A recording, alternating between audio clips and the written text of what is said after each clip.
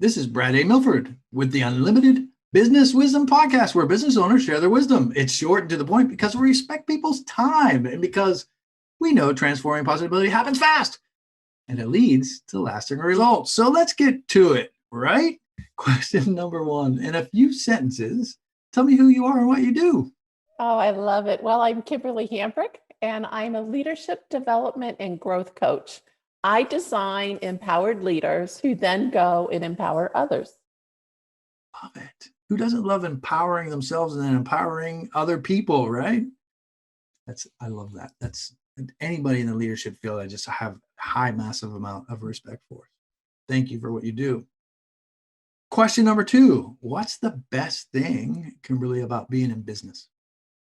You know, Brad, it's that transformation moment. It's that aha when you're working with a client or a team of people and they get it. You just nailed it. It's like when they really get it. I love Yeah. that. Yeah. That to me, that's why I do what I do.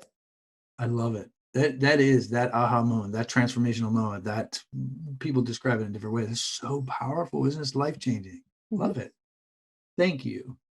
Question number three. Now, I like to say this because we're still walking through, hopefully, the tail end of this COVID season, but we hear from other business owners that even today, like especially in the digital space or the shifts that people are making, the pivots they're making, that people are getting so much business that sometimes the chaos is causing a little bit of overwhelm for them. Can you tell me your thoughts on that, Kimberly?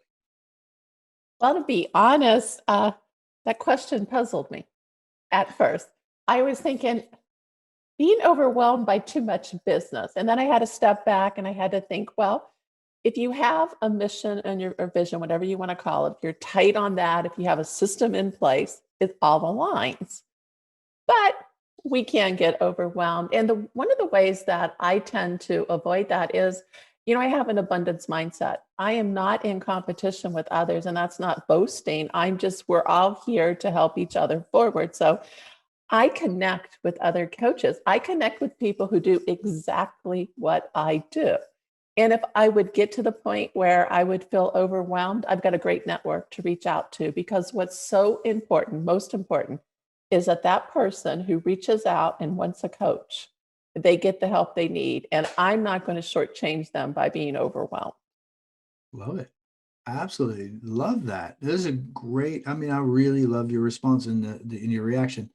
I hear a bit about connection there. Like it's really all about connection, but the Mhm. abundance piece is so big. There really is no competition, right? No, there isn't. And so many people think that we are in competition. And I mean, on social media, I'll put something out and somebody will jump into my feed and promote their business. And I'm like, okay, that's great. Go for it. Because, I've said for years and years, Brad, that I'm an acquired taste. Not everybody's going to like me or want to work with me.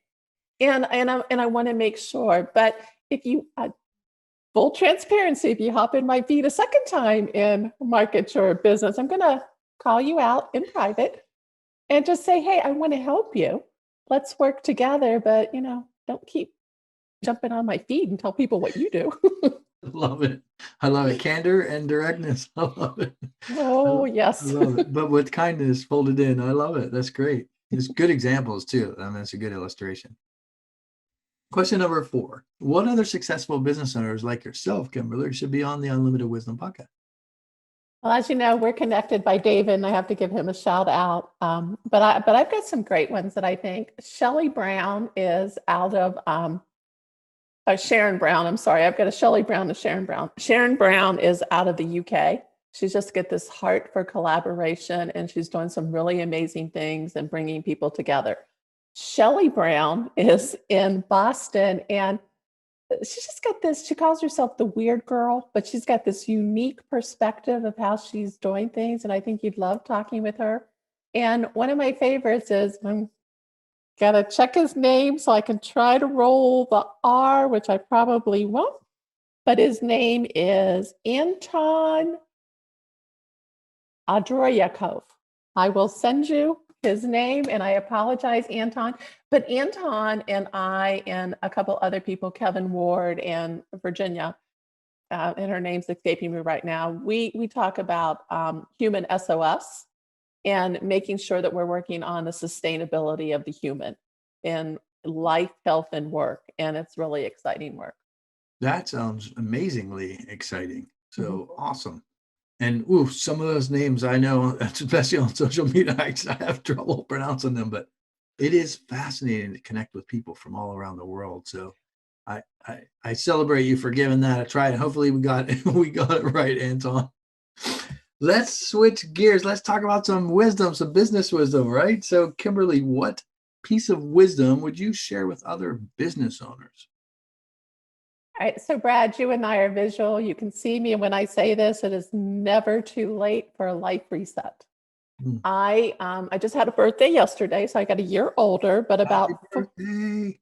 thank you. But about 4 years ago, I finally had that a couple gut kicks in a row that made me realize there was something wrong with what I was doing, and the wrong was me. And by that, I mean I struggled with limiting self beliefs most of my life. Very successful, but I struggled. And I was always butting up against that. And I, I had awareness of that. And a very quick way for people to see if they're successful but still struggling with awareness is document what you say after I am. Such a powerful, powerful strategy. And whew, I got to tell you, I never said anything positive about my me after my I am. And I had a couple great mentors, and I was challenged to write positive things. And I'll be honest with you, I probably could have wrote the next 15,000 page novel before I could say something positive about myself. But the practice of doing that started to change up here, and I busted through my own BS, which is belief system, but it's something else as well. Mhm. So once I had that awareness, I then reached out to some trusted few. And one of the things that one of my mentors said to me is, borrow the belief I have in you until yours matches mine. Mm. And I have to tell you, it was life changing because no one ever spoke to me like that. And I did. And my belief matches him. He's told me this. And by having that awareness, by investing in people who saw my potential and seeing it myself, kind of put me on the trajectory to move forward with this newfound awareness with growth. And so it's never, ever too late to hit the reset button. Mm. I love that. You just shared some really powerful stuff. So the I am statements and the measurement of what we're speaking out loud, what we're thinking and speaking out loud, right? Is that correct? Mhm. Yeah, absolutely. And Absolutely. then and then you that's I mean that's great awareness for anyone, and that is real value that someone can take today and just begin to track that and manage that, and that's a great way to shift. I love that. Yeah, one of the things I have a hashtag that's simple yet profound. So you're not going to get, I mean, it's very easy to do, but if you do it, the impact, amazing. Awesome. I love that. And then you began to talk a little bit about like, dude, can you repeat that statement? Like, believe that's really a powerful statement. Can you, Borrow the belief I have in you until yours matches mine. that's a great, Oh, that is a great statement. And doesn't that sum up what a coach does a lot of times for someone? That is a powerful statement. I can honestly say I've never heard that. So thank you yeah. for sharing that. Oh, you're most welcome. And because I was blessed by somebody saying that to me, that's my mantra. And I walk forward to help others the same way. Love it. Love it. That is that is some powerful deep stuff, Kimberly, but that's amazing. So let's shift gears for just a moment and let's talk about this because I believe, and you probably do too, as an entrepreneur, you know that like we live, I mean, we work to live, not live to work, right? And so I'm always afraid I'll get that like backwards. I get a lot of things backwards, and then people look at me funny, and then I realize it and I change it. So don't worry, you're Every time I safe. say that, I'm like, did I get that backwards? So just for a little humor there. This is a safe environment. Don't worry. I love it. I love it. Well, what's the most fun vacation you've ever had, Kimberly? Brad, so when I first saw that question, I immediately went to the times that I visited Italy. Mm. And I've been blessed to go there. I call it the land of my people. I've been blessed to go there. And I realized that was my dream vacation. And so to be true to your question, what is my most fun vacation? Well, it's the times that I took my sons, they're grown now, they're 24 and 27, but to Universal Studios, to the amusement Mm. parks. I'm just a big kid at heart, and I know I have embarrassed my children. When we went probably within the last 5, 10 years, when the Harry Potter theme world opened up, I'm a kid at heart, and I'm like running through, I'm screaming, and then the minions were there, and I raced to get my picture taken with the minion. My one son thought I knocked over a child. I will not say or deny that I knocked over a child. But to me, just having fun with my sons, and they always tell me they absolutely love riding roller coasters with me because I never disappoint. I scream at the top of my lungs. And as soon as I'm off, I'm the first person to want to get in line and ride again. So when I love that question because that just brings back wonderful memories for me. I love it. That is great illustration of having some great fun with family and just getting away and just laughing and being joyful, and that's what life's all about, isn't it? It's great. Absolutely. When you were describing that, you took me back. So I just went to Disney World for the first time in my life just a couple of years ago.